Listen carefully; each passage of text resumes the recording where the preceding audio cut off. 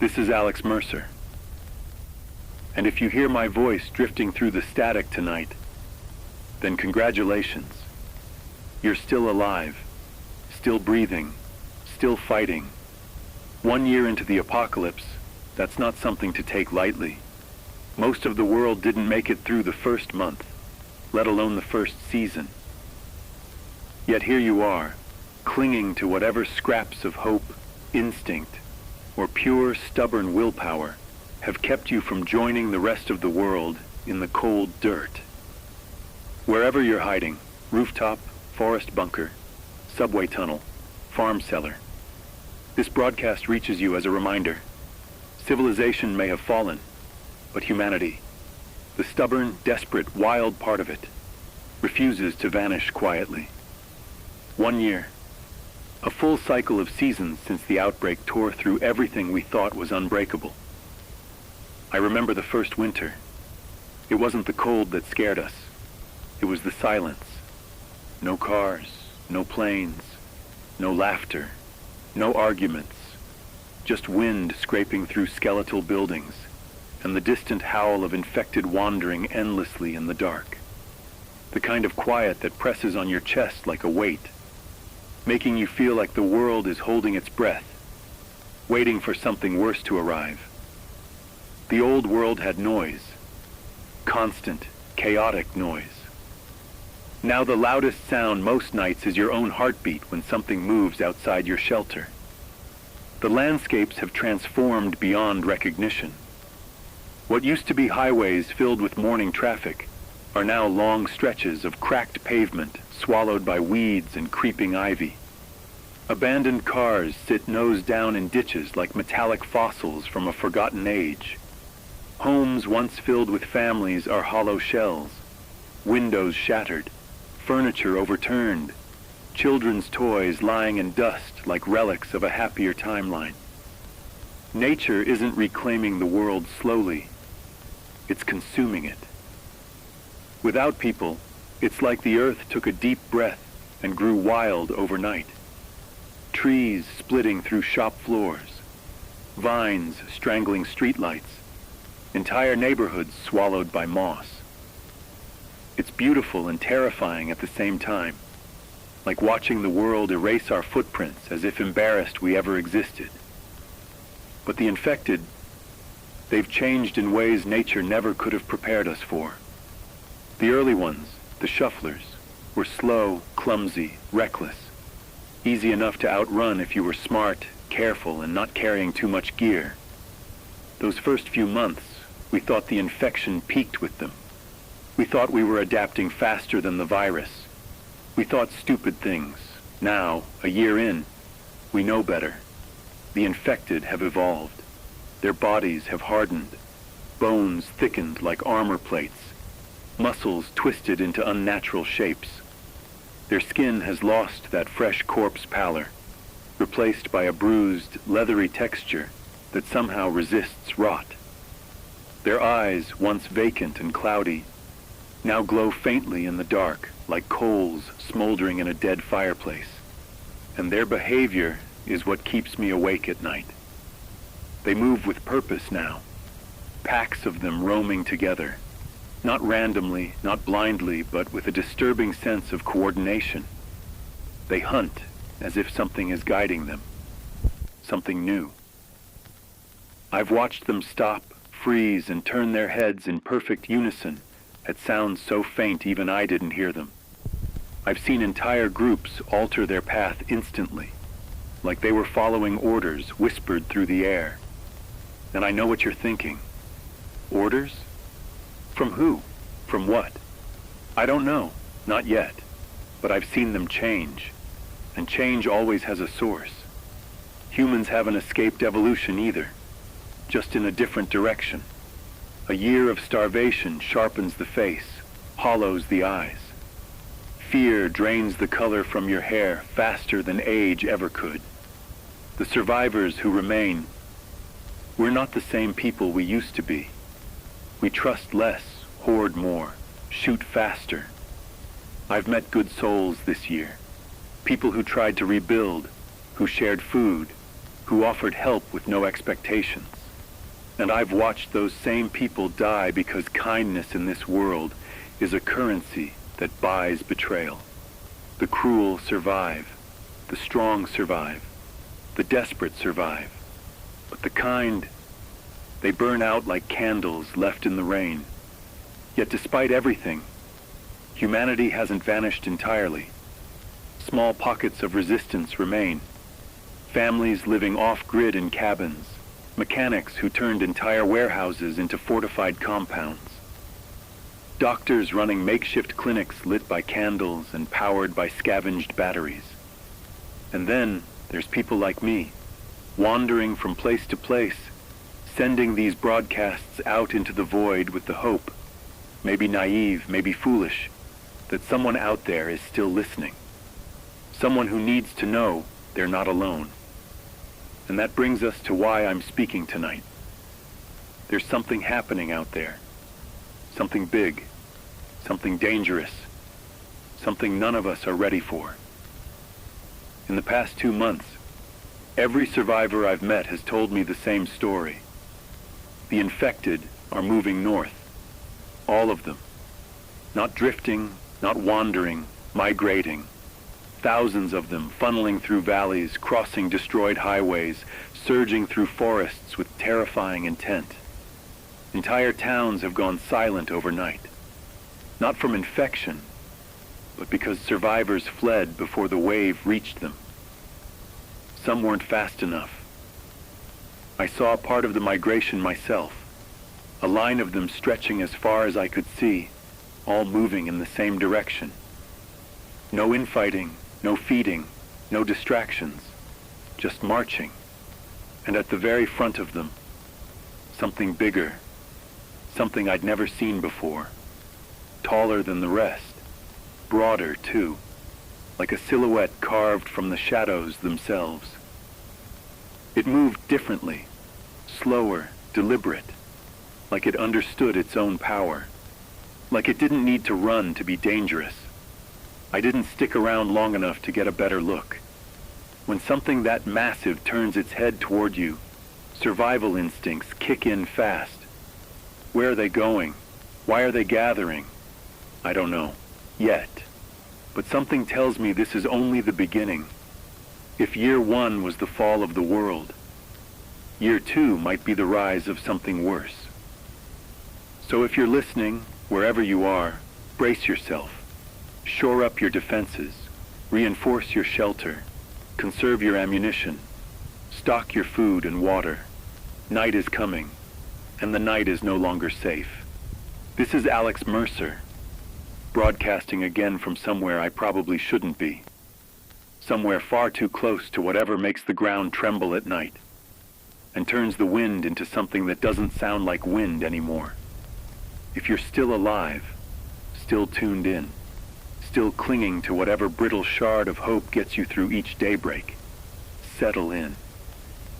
What I have for you tonight is a story you deserve to hear, even if the truth behind it is the last thing you'd ever want confirmed.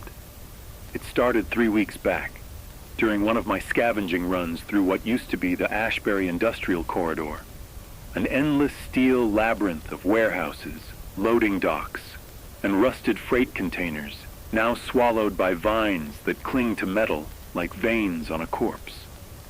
The place once throbbed with machinery and human noise. Now it's nothing but the metallic echo of your own footsteps and the thick silence that follows you like a shadow. I was rummaging through what remained, batteries, cans, anything not steeped in the smell of death, when it hit me. Not fear, not adrenaline, but a strange clenching pressure in the air, as if the atmosphere around me contracted and hardened into something alive and watching. Then came the tremor. Not the random violence of an earthquake, but a rhythmic, bone-deep thudding, too steady, too measured, too heavy to belong to anything human. It rolled through the ground beneath me, a slow and deliberate cadence like footsteps from hell itself. Instinct drove me upward, to to the roof of a shipping depot where I crouched behind a shattered ventilation pipe and held my breath. I expected chaos. I expected the unpredictable frenzy of infected movement. What emerged instead nearly stopped my heart. They came in waves, first hundreds, then thousands, materializing from the fog like shadows tearing themselves free of the concrete. A slow-moving river of infected bodies surged forward in perfect formation, not clawing, not snarling, not staggering, but moving like soldiers drilled into obedience. Shoulder to shoulder, step for step, unified in a way I had never believed they could be. And at the front, the thing leading them. I wish I could tell you exhaustion twisted my vision, or the fog played tricks on me, but no hallucination could etch itself so precisely into my memory. It stood tall enough that the lower branches of trees dragged across its skull like broken fingers. Thick ridges of bone erupted from its spine, jutting outward like the armored plates of something ancient and carnivorous. Its arms hung long and heavy, ending in hands big enough to crush a human torso as casually as snapping a twig. But the face, that was what unmade me. It wasn't rotted. It wasn't mutated by decay. It looked grown that way, crafted. Skin stretched taut over elongated features. Eyes sunk so deep in the skull, they appeared as bottomless pits, swallowing any scrap of light that dared approach. The horde came to a sudden, absolute halt the moment the creature stopped, as if one thought governed them all. And then it lifted its head, slow and deliberate, as though tasting the air or listening to something beyond sound.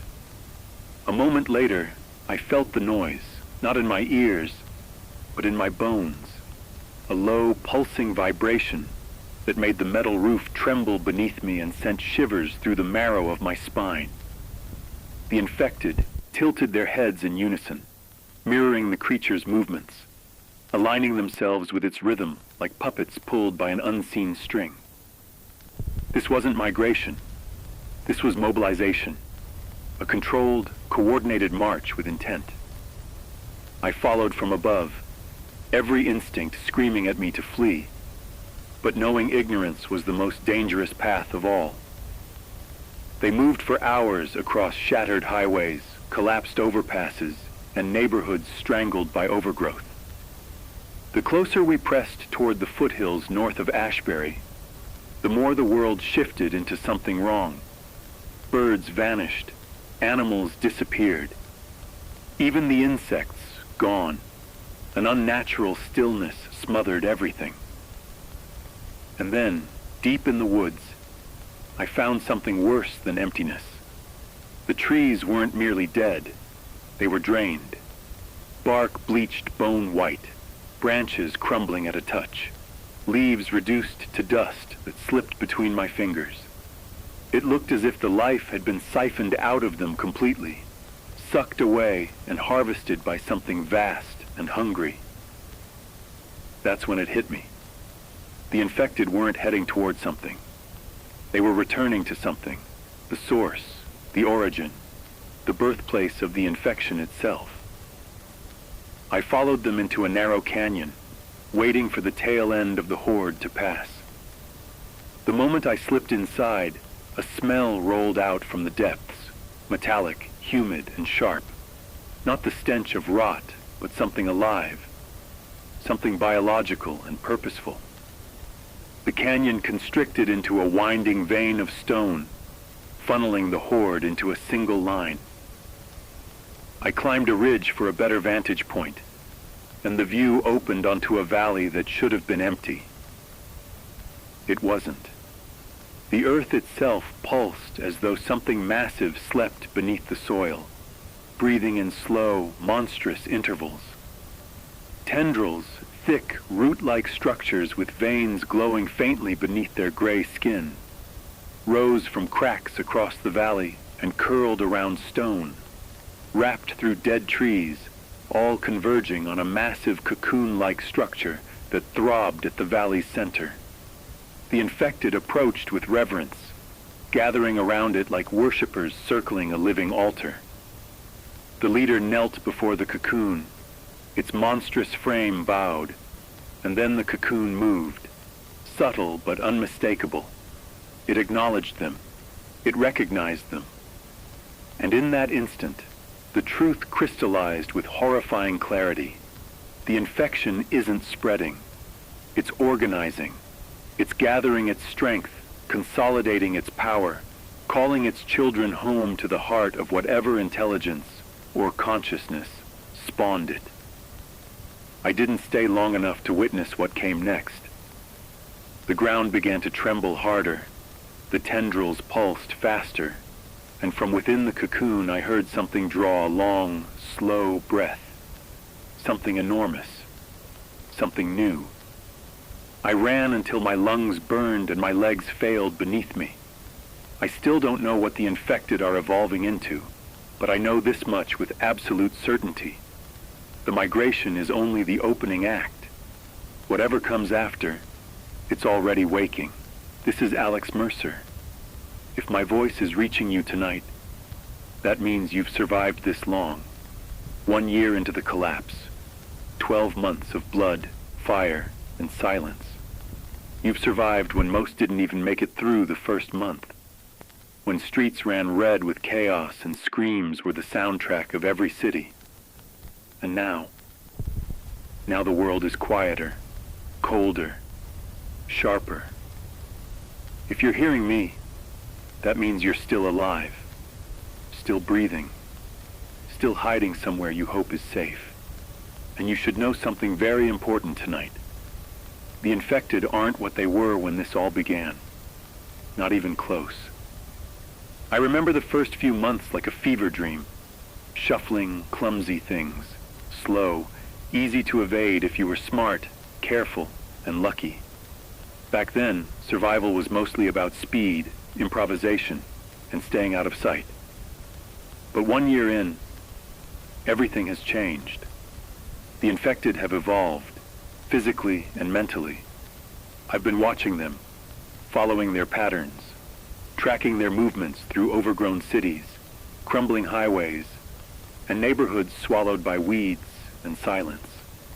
And what I've seen, what I've observed, it's no longer random, chaotic, or mindless. It's coordinated, structured, purposeful. They've developed packs. I don't just mean groups, wandering together blindly. These are packs with roles, with hierarchy, with something resembling intelligence.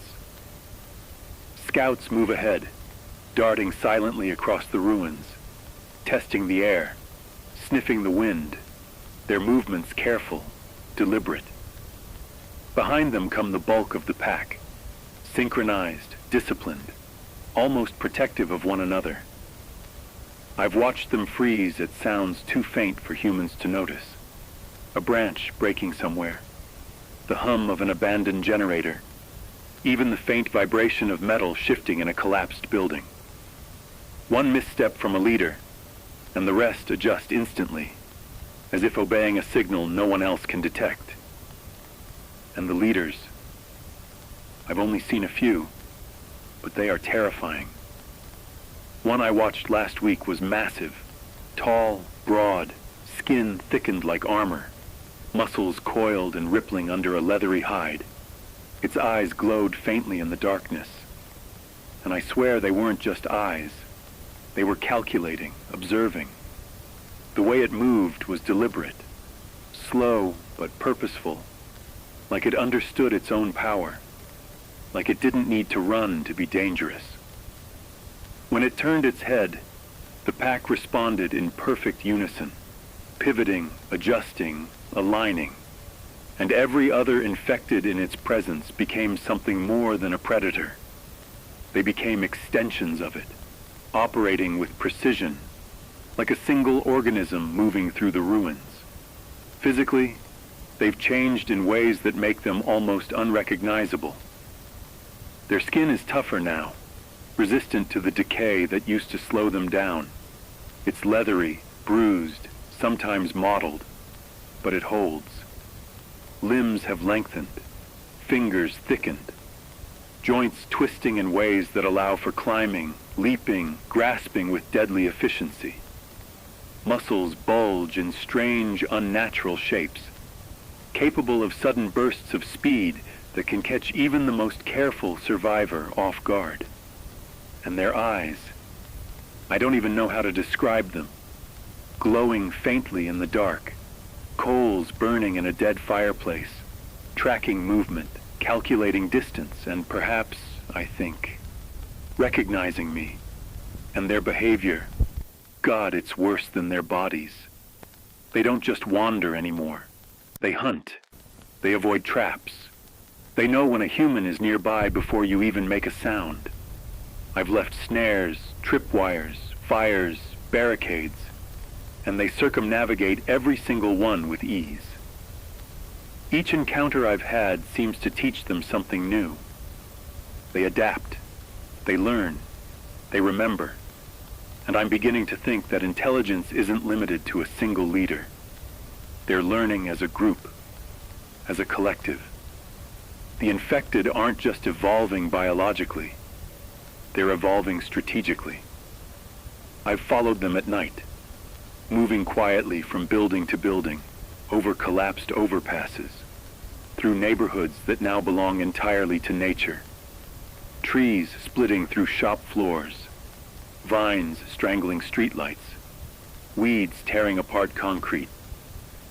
And through it all, they move, in packs, organized, moving as if they were part of a single breathing entity. Entire blocks lie empty, not because the infected have destroyed them, but because people fled before the horde even arrived. And that horde, it reacts, it anticipates, it learns. And I just know, that there's a method to it, something guiding them that isn't visible, isn't audible, but is terrifyingly real. I've seen infected working together in ways that seem coordinated. Not communication, not in the way humans do, but some sort of synchronization that allows them to trap prey, avoid hazards, and maximize efficiency. One pack will corner an animal or a human, while another moves to cut off escape routes. When one member is injured, others sometimes seem to guard it, carry it, or pull it out of danger. They are no longer the chaotic, stumbling creatures we faced a year ago. They are predators. They are strategists. They are evolving. Humans haven't gone unchanged either. 1 year of starvation and terror changes a person. Eyes hollow, faces sharpened. Fear steals hair and energy alike. Survivors have learned to distrust one another, hoard supplies, strike fast when necessary. Kindness has become dangerous. Generosity has a price. And still, some cling to morality, to decency, and they pay for it in blood. But we learn, adapt, evolve, or we die. That's the law now. But back to the infected. I can't stress this enough. They're learning faster than we are. Every encounter, every observation, every mistake we make teaches them something new. I've seen entire packs turn away from areas laced with traps, reorganize mid-hunt when one path proved dangerous, and retreat strategically when confronted.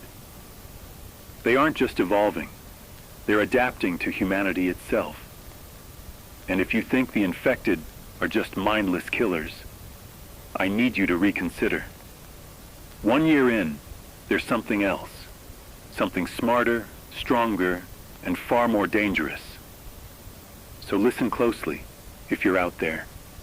Reinforce your shelters, watch your perimeter, move quietly. Don't assume you understand what you're up against. 1 year in, this world is not yours to command. It belongs to the evolved, to the relentless, to the infected who have learned faster than we have. And this is only the beginning. This is Alex Mercer, reporting from the edge, where survival and understanding are one and the same. Stay alert, stay hidden, stay alive. This is Alex Mercer. If you're hearing me tonight, that means you're still alive. You're still hiding, still breathing, still calculating your next move in a world that no longer belongs to us. And you need to listen carefully, because what I'm about to tell you, it's unlike anything I've seen before. It's something that will make you rethink everything you thought you knew about the infected. I've spent the last few nights tracking one of the northern hordes, moving quietly through broken neighborhoods, collapsed highways, and forests swallowed by nature. Every movement has been deliberate. I stayed above, on rooftops, behind rusted ventilation ducts, following the rhythm of their march. But last night, I descended into the woods. I moved closer, close enough to hear the snap of branches beneath their feet, close enough to see the faint glow of their eyes in the darkness. I didn't go there to fight. I went there to understand, to see firsthand what evolution has wrought after 1 year. The horde was massive, hundreds of them, stretching as far as I could see through the trees. And they weren't scattered or stumbling. They moved in waves, each group aligned perfectly, like soldiers following orders they didn't need to hear. Scouts moved at the edges, testing the air, sniffing for prey, retreating silently when they detected obstacles. Behind them, the bulk of the horde followed, synchronized. I've never seen anything like it. The way they pivoted, stopped, and resumed as one. It was as if they shared a single consciousness. And then I saw the leader. I'd glimpsed it before in the distance, but now it was close enough to make my stomach drop. Taller than any human, broader, armored in thick, leathery skin, muscles coiled like steel cables under the surface. Its face, I can't describe it properly. Eyes black, reflecting no light, but intelligent, calculating. It moved with purpose, deliberate steps that seemed to shake the ground just slightly under its weight. And the horde responded instantly, shifting their formation, tilting heads, pausing for no reason I could hear. Yet they obeyed. I followed along the outskirts of a clearing.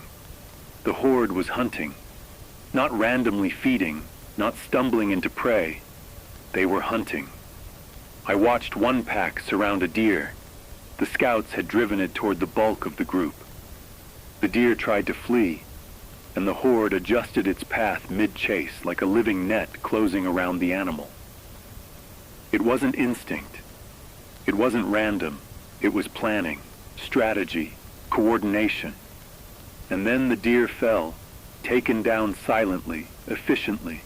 Not a sound beyond the snap of its own bones. I pressed closer, my heart hammering. I wanted to see more, to understand how far this evolution had gone. And that's when I noticed the patterns, marks on the trees, scratches along broken fences, subtle signals only the horde could read. Some kind of communication. They weren't just following a leader. They were responding to cues in the environment. They were teaching each other, learning, adapting faster than any human could. I had to swallow a scream, hold myself still. One misstep, and they would find me. Then the leader paused, lifted its head, and I realized they were listening. Not to me, not to the environment in a conventional way, but to something beyond comprehension. The rest of the horde mirrored its movement, tilting heads, freezing in place. Time slowed. I could feel it in my bones. A low hum, vibrating through the forest floor, through the air, through my chest. The sound wasn't loud, but it resonated. Deep, powerful, alien. And I knew then that this was more than a horde. It was an organism, a single mind with thousands of limbs. The horde moved again, slowly, methodically, toward a valley that opened up ahead. I followed from a ridge, careful not to disturb anything. And that's when I saw it, the ground itself pulsing, tendrils rising from cracks in the earth. bioluminescent veins glowing faintly, curling over rocks and dead trees. At the center, a massive cocoon-like structure pulsed with life. The infected approached it with reverence. They circled it, knelt, even paused in silence as if waiting. And the leader, it bowed. The cocoon shifted, faintly at first, then more noticeably, like it recognized them, like it acknowledged them as children returning home. I can't emphasize enough what that moment felt like. Fear, awe, and absolute certainty all at once. The infected aren't spreading at random anymore. They are organizing, converging, preparing, and whatever lies in that cocoon isn't dead. It's alive, growing, watching, and waiting. I stayed as long as I dared, watching the horde adjust around the cocoon. Scouts moved in circular patterns, guarding, patrolling, returning signals to the others. It was a choreography of death and intelligence I had never imagined. I wanted to see the cocoon open, to see what emerged, but I couldn't risk it. Survival instincts overrode curiosity, and I slipped back into the shadows. Now I've been backtracking through the forest all day, trying to put words to what I saw. There are signs everywhere. The dead, the drained trees, the animals gone, the silence. The infected are no longer just a threat. They're a force of nature, guided by something we don't understand, something we can't anticipate. And the cocoon, whatever it contains, it is a core, a command center, a source. So if you're listening, wherever you are, hear me clearly. The rules have changed. Reinforce your shelters. Watch your perimeter. Keep quiet. Move only when necessary. And above all, prepare for intelligence, for strategy, for predators that learn faster than you do. 1 year in, survival isn't about strength or speed alone anymore. It's about understanding what you're facing. And right now, the infected are no longer just animals.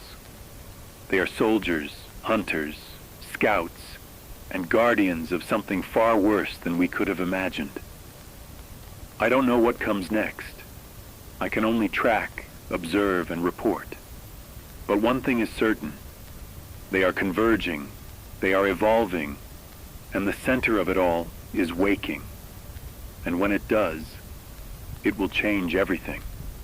This is Alex Mercer, broadcasting from somewhere hidden, somewhere you hope no one knows about. Stay alert, stay hidden, stay alive. And remember, the night is no longer safe. This is Alex Mercer. If you're hearing me tonight, that means you're still alive.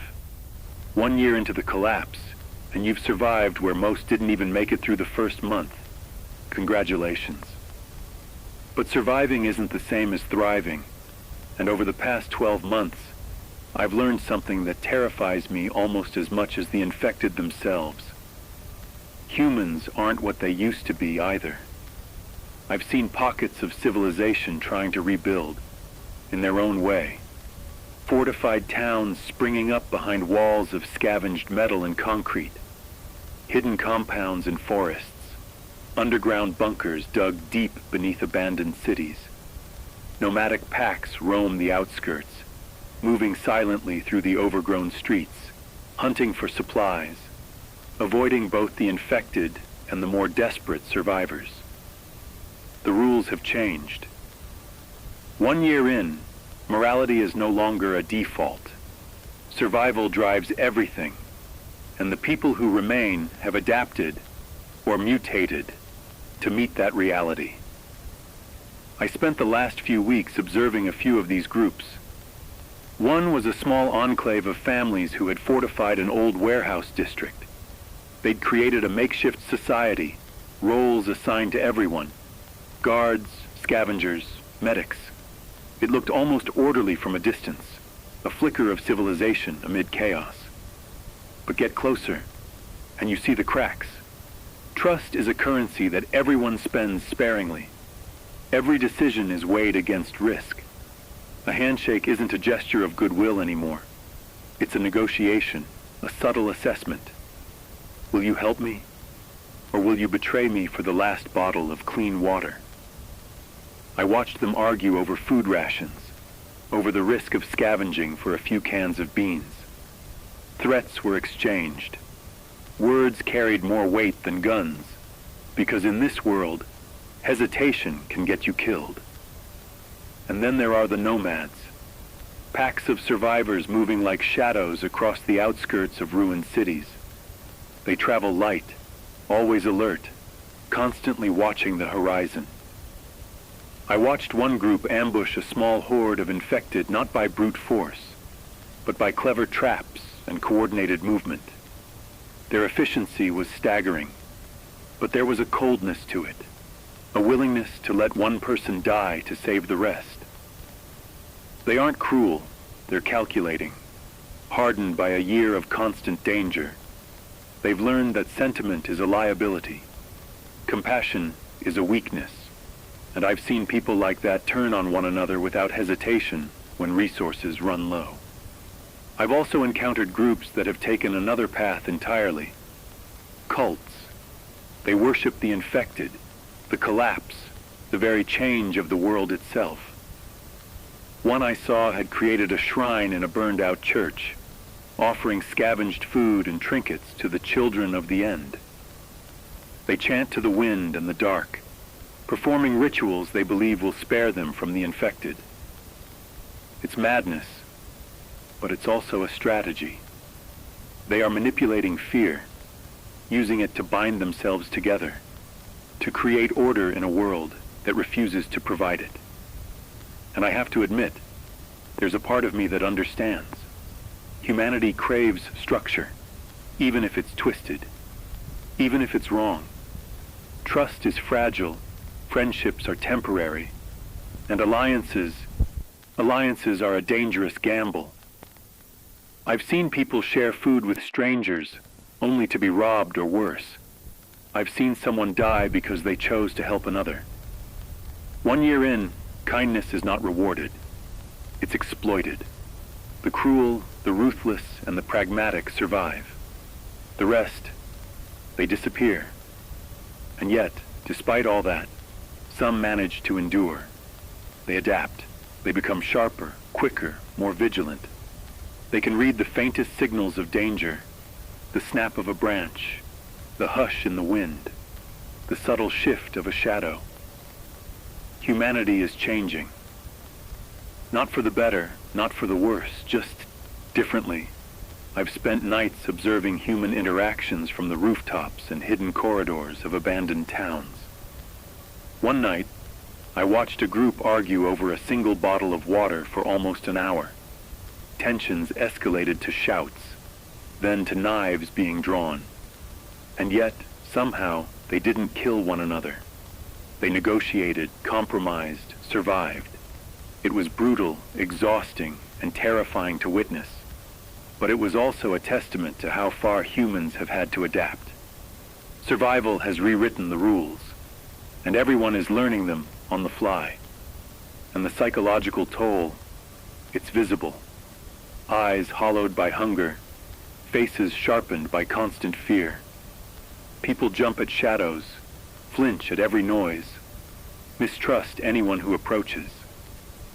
Some speak little, even to their closest companions. Others bark orders, asserting dominance to secure obedience and safety. 1 year in, the human mind is no longer a place of comfort or reflection.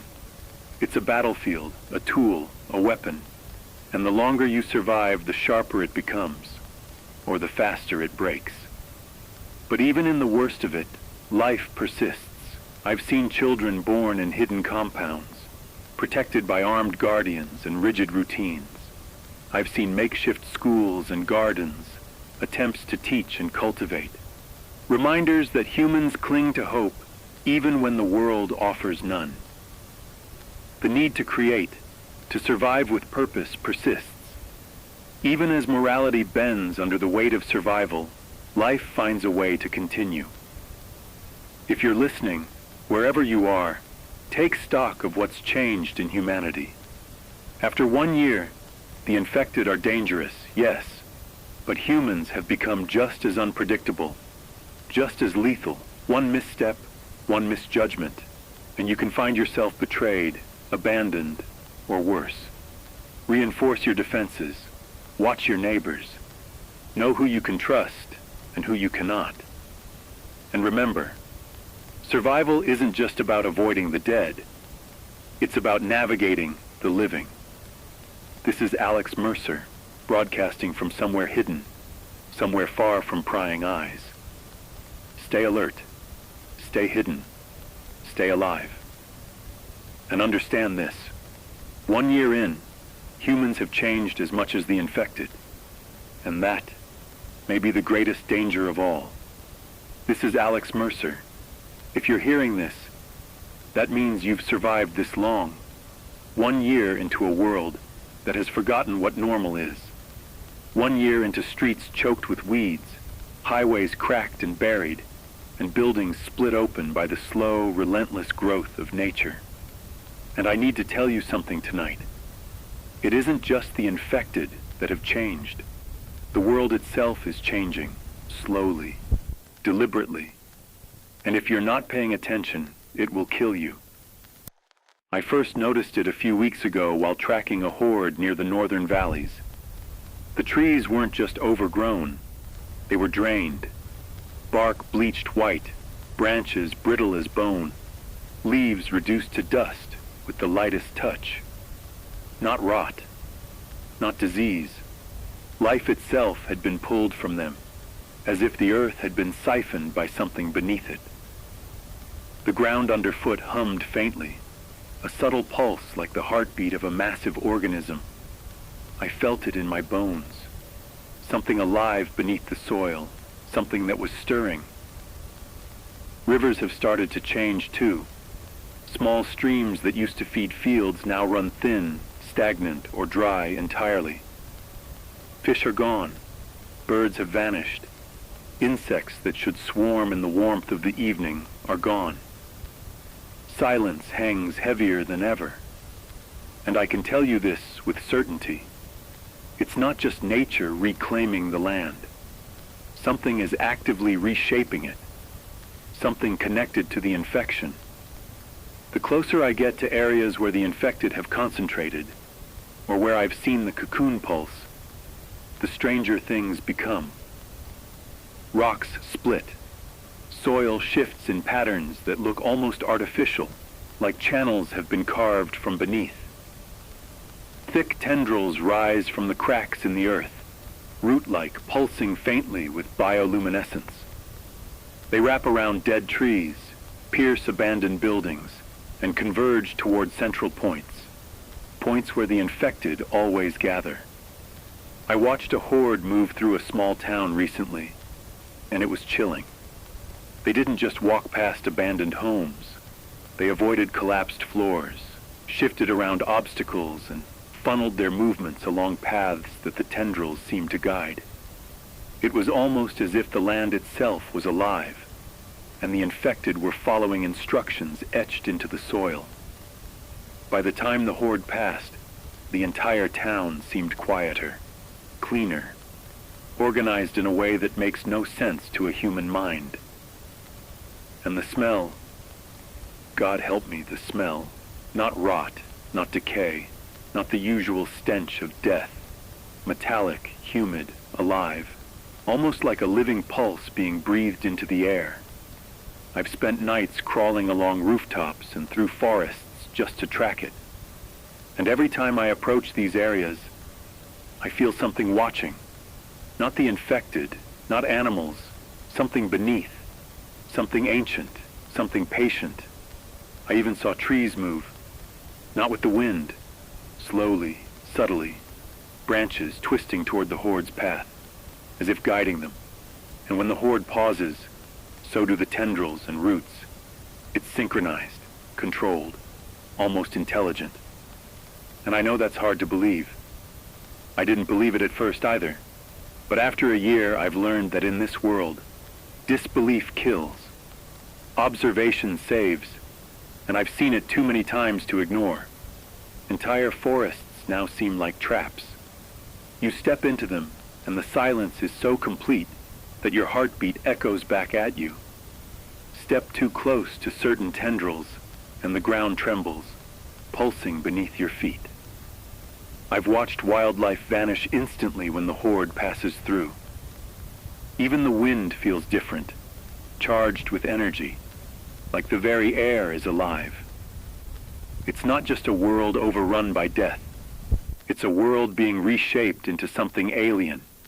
And that brings me to the cocoon, the central point I've been tracking, the source.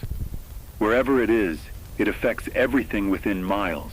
The soil shifts, tendrils crawl outward, forests drain, and the air vibrates with a frequency you can feel in your chest.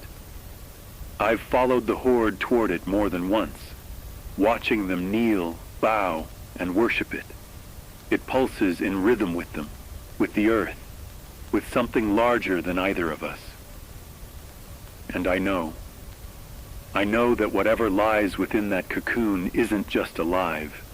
It's transforming the world itself in preparation for something. I can't tell you exactly what that something is. I don't know if it's war, a new form of life, or the infection gaining intelligence beyond comprehension. All I can tell you is what I see. Forests drained of life, rivers running empty, tendrils that respond to the infected, soil that pulses like a living heart, and the horde moving with precise coordination, as though the land itself is guiding them. So if you're listening, wherever you are, hear me carefully. The infected are no longer just creatures to avoid. The world itself is changing around them. Structures we once called safe can become death traps overnight. Nature is no longer predictable. Trees, rivers, soil, even the air, they are all adapting to the infection. And if you ignore it, if you underestimate it, you will die. Reinforce your shelters. Observe the land. Watch the patterns. Avoid areas where tendrils pulse or the ground vibrates beneath your feet. And above all, remember this. 1 year into the apocalypse, the infected aren't the only thing evolving. The world itself is becoming part of the threat. And whatever lies at the center of it is waking. This is Alex Mercer, broadcasting from somewhere hidden, somewhere the earth itself seems alive and watching. Stay alert, stay hidden, stay alive, and remember, the night and the world you thought you knew, they are no longer safe. This is Alex Mercer. If you're hearing me, that means you're still alive, still crawling through a world that has forgotten what normal looks like. 1 year in, and the apocalypse isn't just a matter of avoiding the infected anymore. The world itself has turned against us. It's alive, changing, watching, and the longer you stay in it, the more it learns you, tracks you, manipulates you. I've spent the last several nights following a horde near the northern valleys, moving cautiously through forests, abandoned towns, and cracked highways. But something new caught my attention this time. Something I can't ignore. It wasn't the infected themselves. It wasn't the low, pulsing hum from the cocoon. It was the land, the world. I moved through a stretch of forest that used to be dense and green. Now, the trees were bleached bone white, stripped of life as if the world had been drained from them. Branches snapped at the lightest touch. Leaves crumbled into dust between my fingers. But the oddest thing wasn't decay. It was movement. Slowly, almost imperceptibly, the trees bent toward the horde's path. Not swaying in the wind, not breaking under gravity, guiding, directing.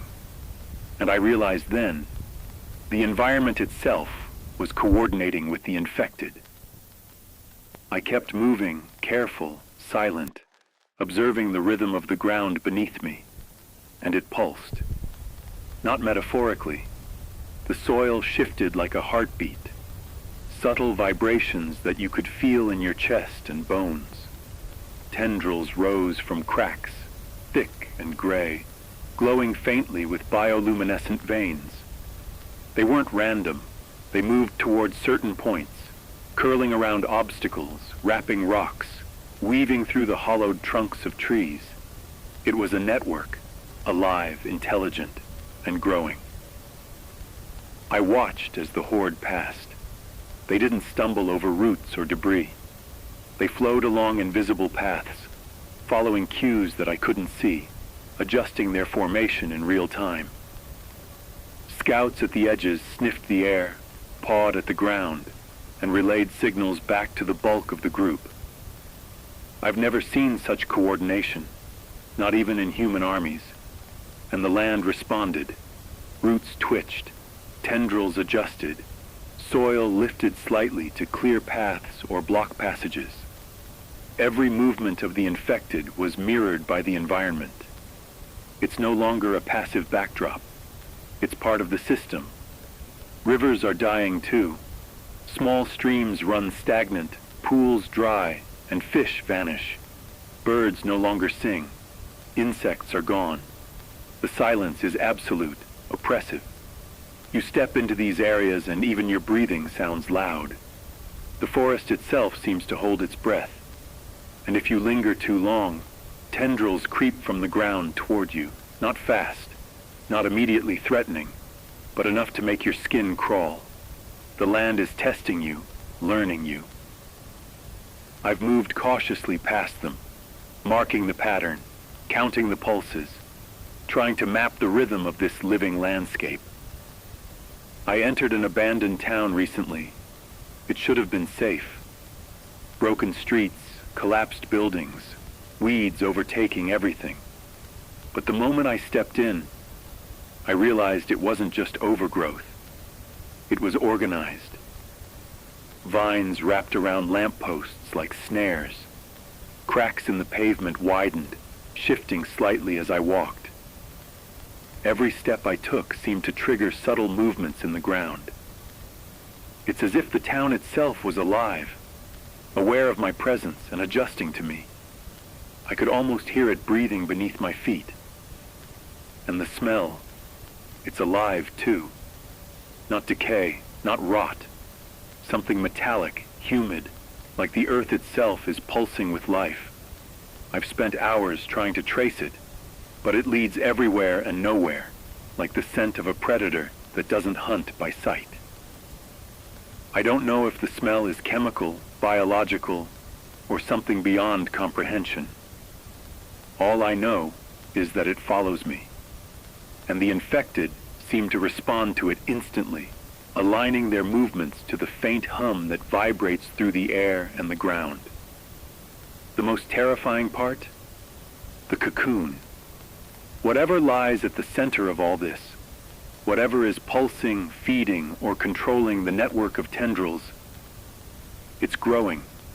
And every pulse, every subtle vibration in the ground, every bend of a tree branch, every disappearance of life, all of it leads back to that cocoon. It's not just a place.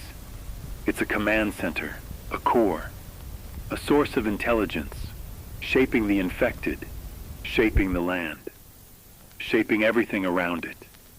And it's patient, watching, waiting. I've learned to move differently. I stay on rooftops when I can, avoiding ground contact. I time my movements with the pulses of the soil, using the faint rhythm of the tendrils as a guide. I avoid areas where roots and tendrils cluster, because they respond to movement, presence, and scent. The infected follow their paths, but the land itself seems to close in on any outsider. It's testing you, learning you, preparing.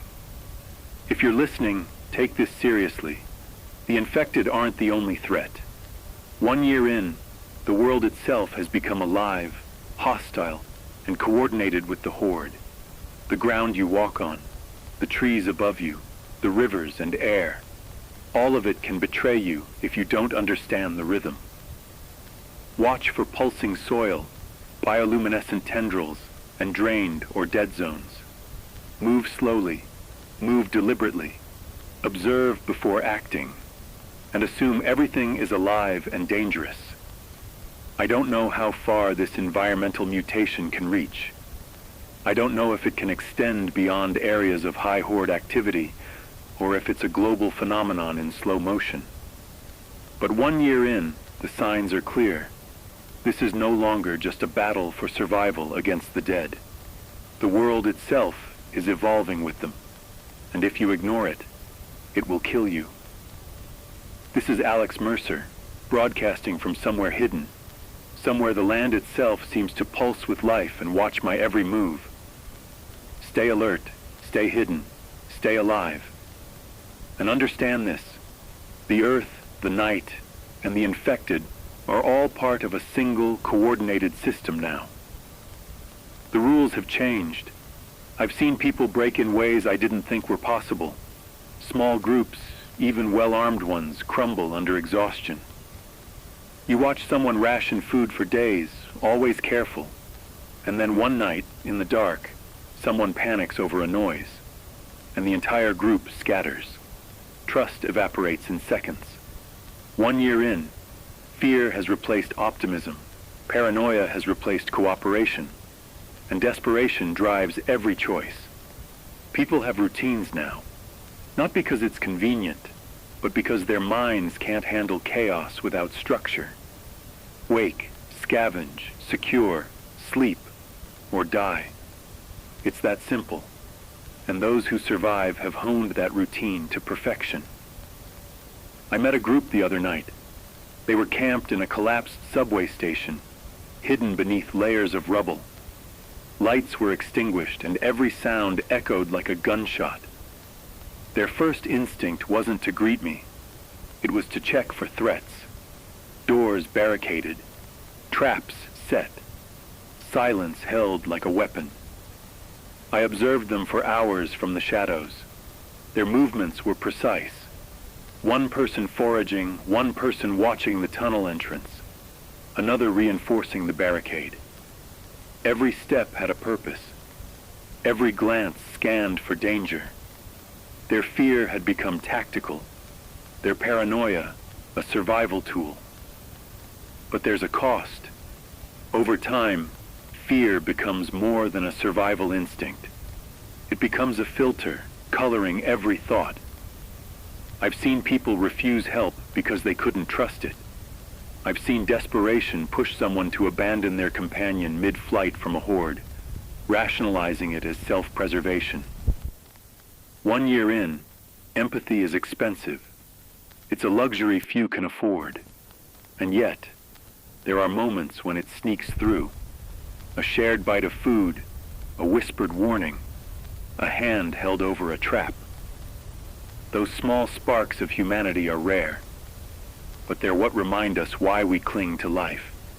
Sleep is a weaponless battlefield. 1 year in, exhaustion gnaws at you constantly. Survivors sleep lightly, if at all.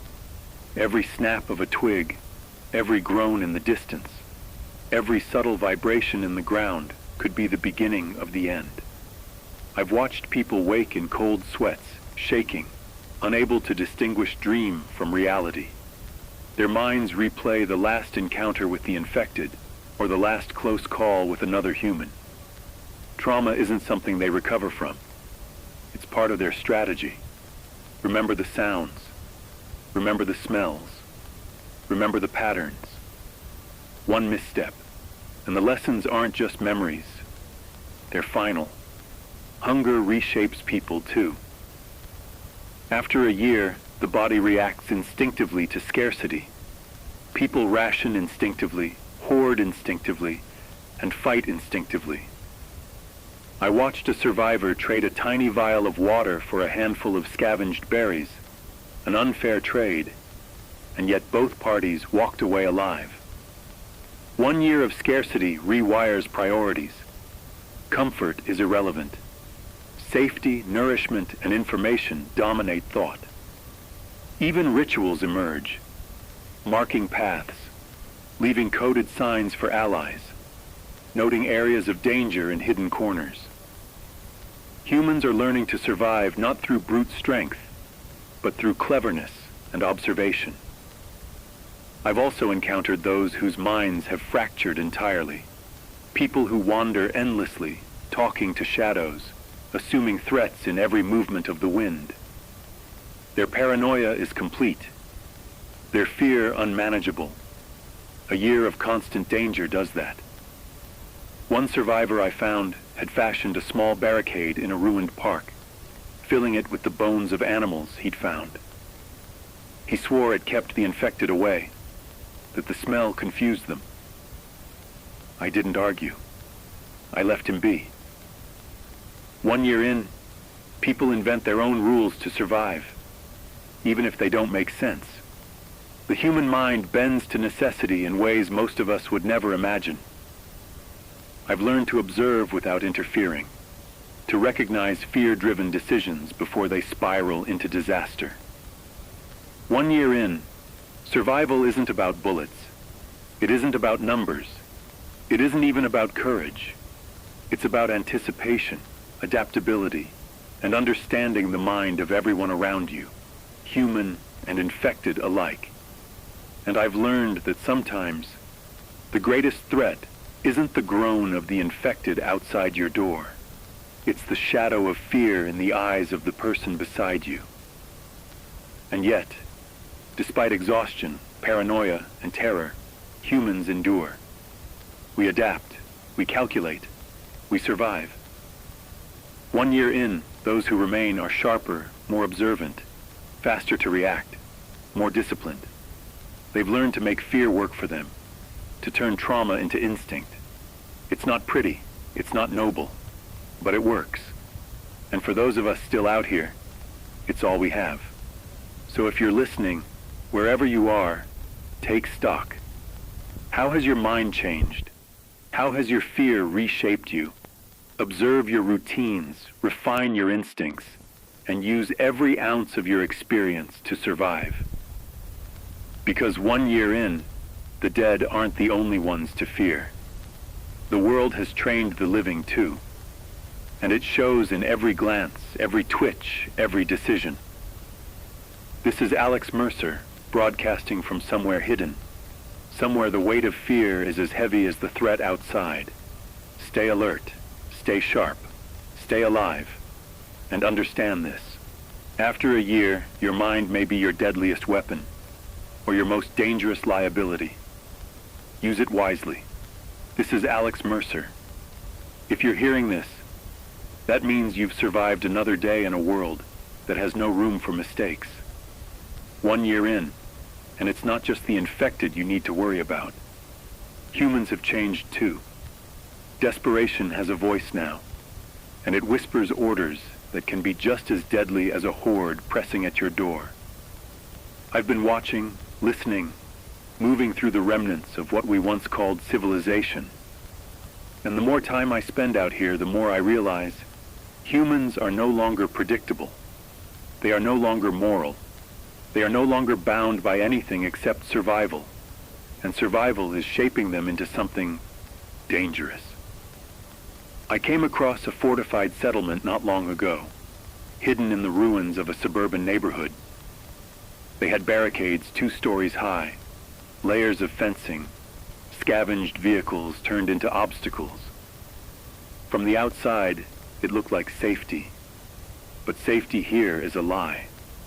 I watched them for hours from a distance. Every arrival was met with suspicion. Every stranger was assumed a threat. They had rules, strict ones. No one moves outside the walls after dark. Every ration is accounted for.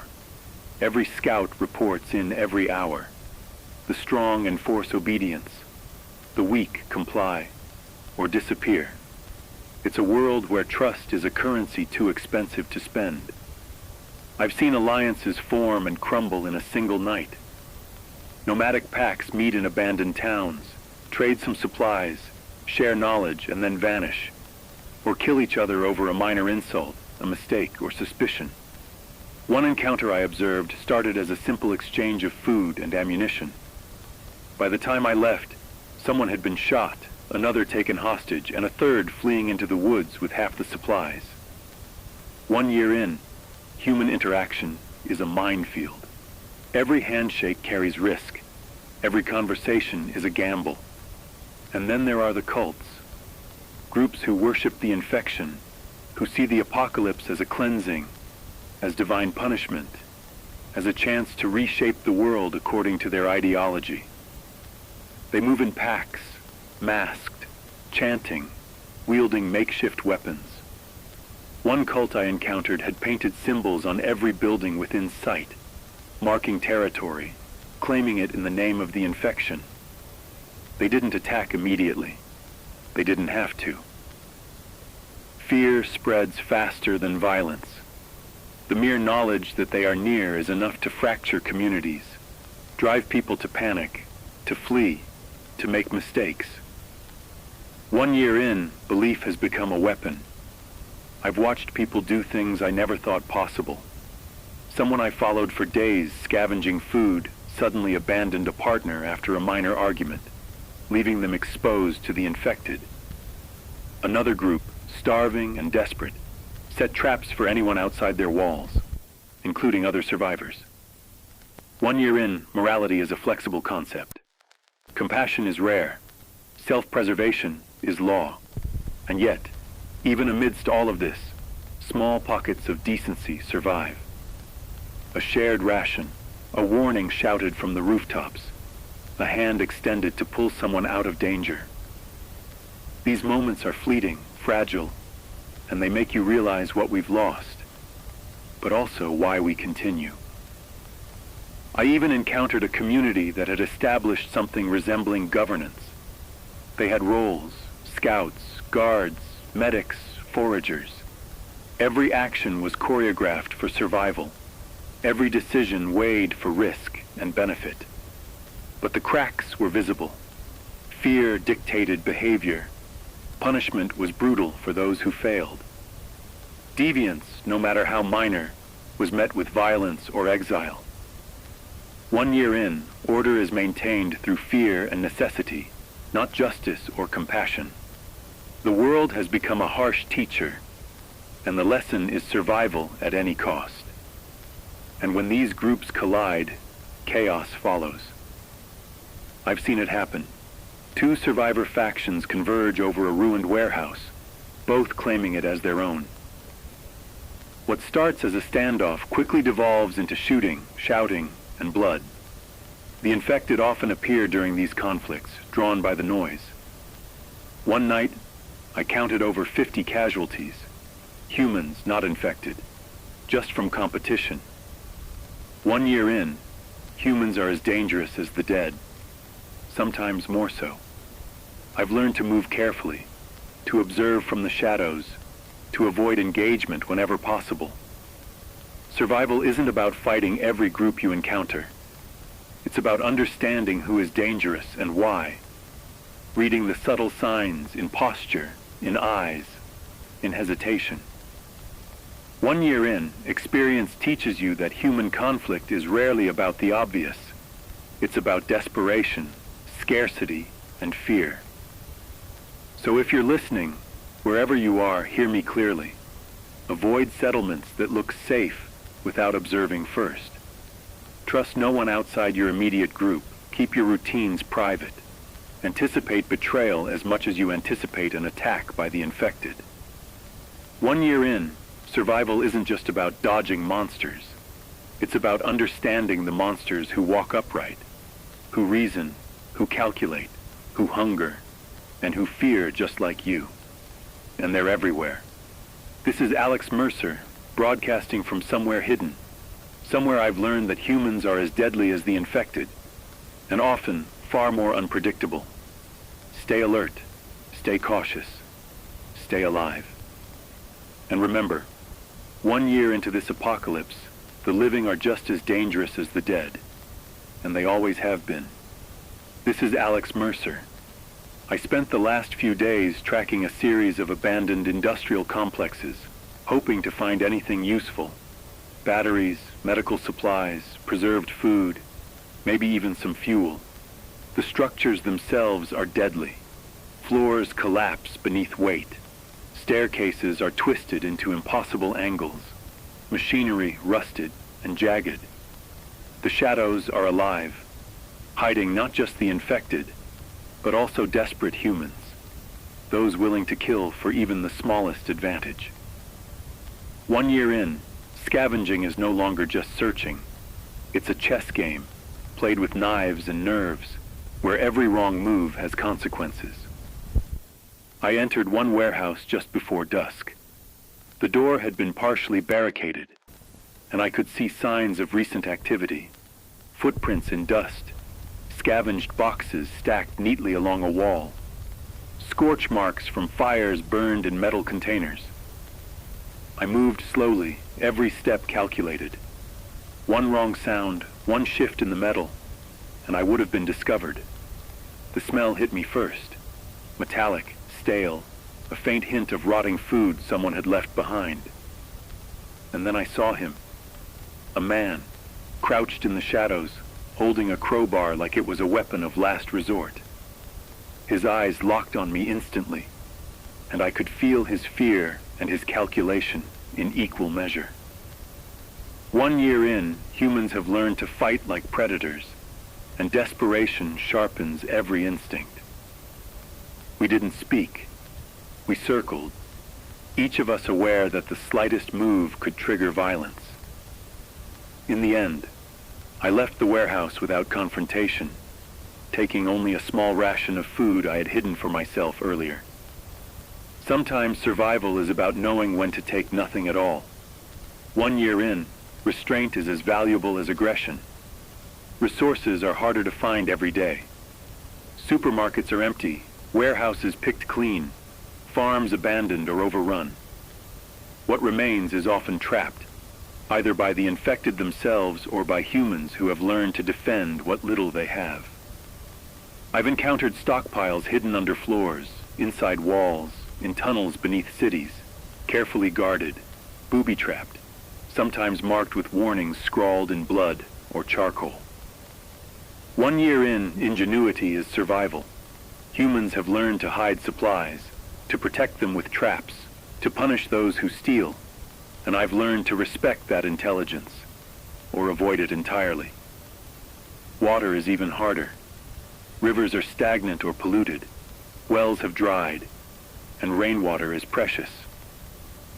I've seen people fight over a single barrel of clean water, entire packs turning on each other with knives and fire. 1 year in, scarcity has become a constant predator, shaping behavior as much as fear of the infected does. And then there's fuel, gasoline, diesel, propane. Everything that used to power vehicles, generators, and machinery is gone or heavily guarded. I've risked entire days scavenging abandoned service stations, creeping past skeletal structures and debris, just to find a few gallons. 1 year in, energy itself is a weapon. Whoever controls it controls movement, heat, and light. I've also noticed patterns. Certain areas are hunted systematically.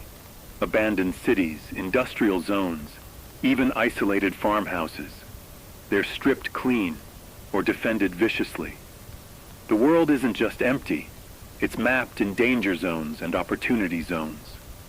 1 year in, survival requires observation, knowledge, and timing. You move with the rhythms of scarcity, understanding which areas are worth the risk and which will kill you before the infected ever get a chance. I watched a group of scavengers recently. They had carved out a network of tunnels beneath an abandoned factory. They emerged at night, raiding nearby homes for food, then returned to their subterranean stronghold before dawn. I observed them from a distance, learning their patterns. 1 year in, studying humans is just as important as avoiding infected. Observation can save your life.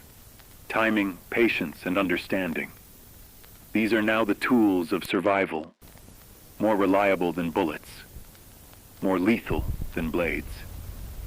And yet, even in scarcity, there's ingenuity.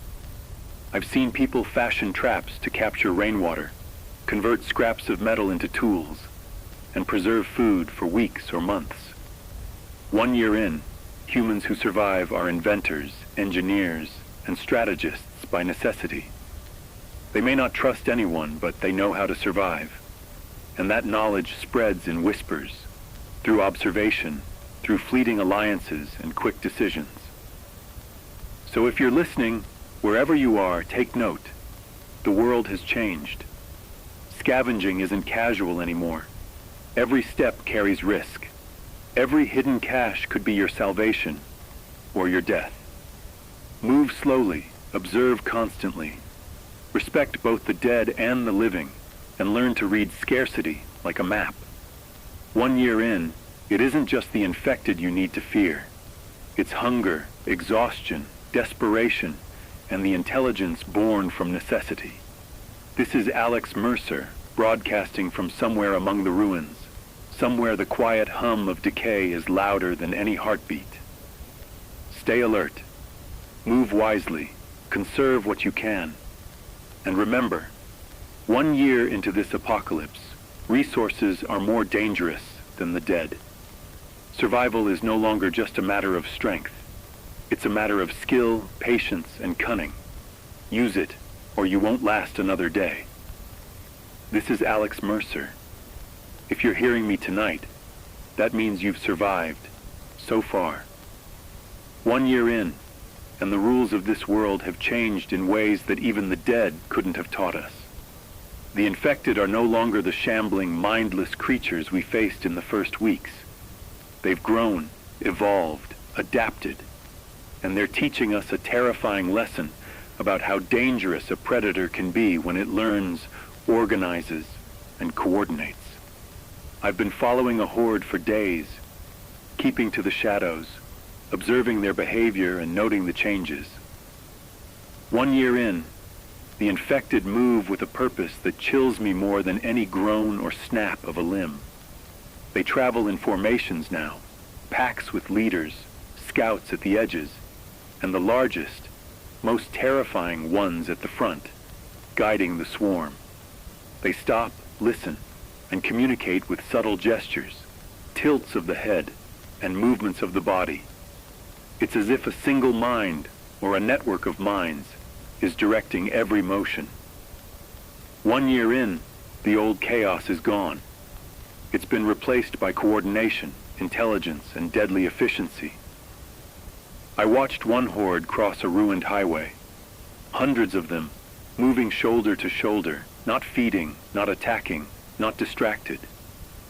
Their leader, towering, grotesque, with ridges of bone and elongated limbs, walked at the forefront, scanning the terrain, listening to the faint vibrations of the ground, and directing the swarm. Every motion of the leader was mirrored perfectly by the horde. When it stopped, thousands froze mid-step. When it moved, they flowed forward in lockstep. 1 year in, it's clear. This is no longer instinct alone. This is command. This is strategy. They've adapted physically as well. Bones are thickened, muscles twisted into unnatural shapes, and their skin, leathery, bruised, resistant to decay, can take more punishment than ever before. Eyes that once clouded over now glow faintly in darkness, reflecting the faintest light. The scouts at the edges move faster, smarter, avoiding traps, probing defenses, testing for weakness. They've learned, remembered, and adapted. 1 year in, every encounter is a lesson they carry forward. Every sound, every movement, every human strategy is logged and used against us in the next. But it isn't just physical evolution. Their relationship with the environment has changed. I've seen infected follow tendrils rising from the ground, steering their path, avoiding dangerous terrain, and responding to pulses from the soil itself. The land pulses with life in some places, guiding the swarm, feeding their instincts, shaping their movements. 1 year in, the infected and the environment have formed a system, an ecosystem where the living and the dead move together in a pattern that we barely understand. I followed them into a valley recently, trees stripped of life, rivers gone dry, soil pulsing faintly beneath my feet. The horde moved like water, flowing into the heart of the valley. Tendrils rose, curling toward the massive cocoon at the center. The leader approached, and the swarm aligned perfectly around it. And in that moment, it became undeniable. The infection is intelligent. It's organizing, building, and consolidating its power. 1 year in, the horde isn't spreading randomly. They're preparing, they're learning, and whatever grows inside that cocoon, it's planning to emerge. Humans are not safe. After 1 year, I've learned that the infected aren't just hunting. They're observing, mapping, understanding patterns, and testing defenses. No barricade is guaranteed to hold. No silence guarantees safety. They learn fast, adapt faster, and move as one entity guided by something far older and far smarter than we imagined. 1 year in, survival isn't about fighting them. It's about staying invisible, unpredictable, and patient. And yet, despite everything, some humans endure. We adapt alongside them, learning our own lessons, to ration, to hide, to trust cautiously, to read the environment like a living map. 1 year in, the survivors who remain are not stronger physically. They are sharper, more calculated, and infinitely cautious. Fear has become a teacher, trauma a guide, and every mistake a lesson burned into memory. If you're listening tonight, wherever you are, understand this. The infected are no longer mindless. The land itself can betray you. Other survivors may not be your allies. After 1 year, nothing is certain. Every step, every sound, every decision matters. Your survival is a combination of patience, intelligence, and observation. Move carefully, trust sparingly, observe constantly. And remember, underestimating the dead is a mistake that will end you quickly. Underestimating the living can be just as deadly. I don't know what the next year will bring. I don't know when the cocoon will fully awaken or what will emerge. But I know this. 1 year in, the apocalypse is no longer just a threat of numbers. It's a threat of intelligence, of evolution, and of observation. It's a threat of adaptation, both in the infected and in the world itself. And if we are to survive, we must adapt faster, move smarter, and fear wisely. This is Alex Mercer, broadcasting from somewhere hidden, somewhere the ground trembles and the wind carries warnings. Stay alert, stay hidden, stay alive. And understand this. 1 year into the apocalypse, survival is not a guarantee. It's a skill. It's a strategy. And it's a choice you make every single day. This broadcast ends here. But remember, listeners, the world has changed. We are no longer simply surviving against the dead. We are surviving against evolution, against intelligence, against a world that itself has become alive. Stay careful, stay vigilant, and above all, stay alive.